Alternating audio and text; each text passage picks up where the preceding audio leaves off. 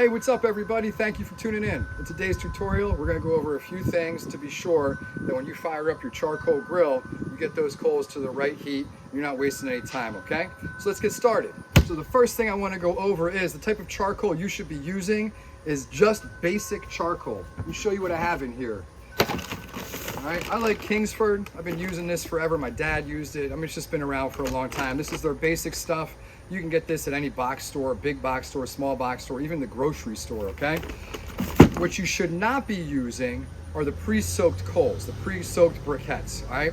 Reason being, when you fire those up, you're gonna be cooking with something that tastes the same as that lighter fluid they use. You fire up a bunch of steaks, you get them cooked nice and medium rare, take that first bite, you're not gonna taste a juicy steak, you're gonna taste a juicy lighter fluid. So stay away from that product, all right? Instead, what you wanna use is a chimney.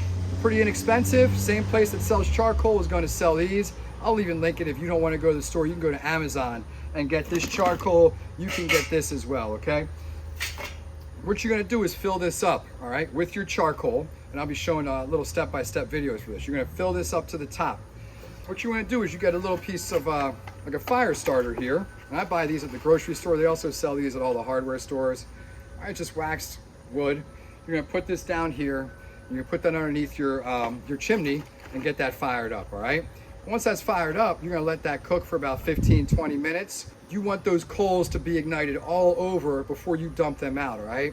And what you're gonna do once those are heated up, you're gonna dump those out into a zone, all right? So instead of just dumping them all over the bottom of your grill, which is just gonna give you one big heat zone, you're gonna dump them into half the grill, all right? That's what I like to do. And that's gonna be my searing section, or where I start to cook things, or where I finish something. Then I'm gonna leave half without any coals. That's gonna be my safe zone, or my indirect heat zone. All right, so basically what I'm gonna do, let's say I'm doing a chicken, a spatchcock chicken, which I'll be doing tonight. I'm going to sear that for a few minutes on both sides over the high heat. All right, get it some color, get some grill marks, then move it over to that indirect heat for the remaining time to bring it up to temp. What you're doing there is you're roasting the chicken, you're roasting that meat with a real nice high indirect heat. You're also getting a lot of that charcoaly smoke, and that smoky flavor, that grill flavor you kind of grew up knowing. And if you haven't grown up eating like this, well, let me tell you, you're gonna be pretty surprised at the difference between charcoal and gas, all right? Once you do that, you got your coals spread out, you're gonna put your grate over top, and you're gonna let that heat up with the lid on, all right? You're gonna put that lid back on, and you're gonna let this heat up for about 3 to 4 minutes. After that, once it's up to temp, you put the meat down, you put down the vegetable, whatever it is you're cooking, and you get to grilling.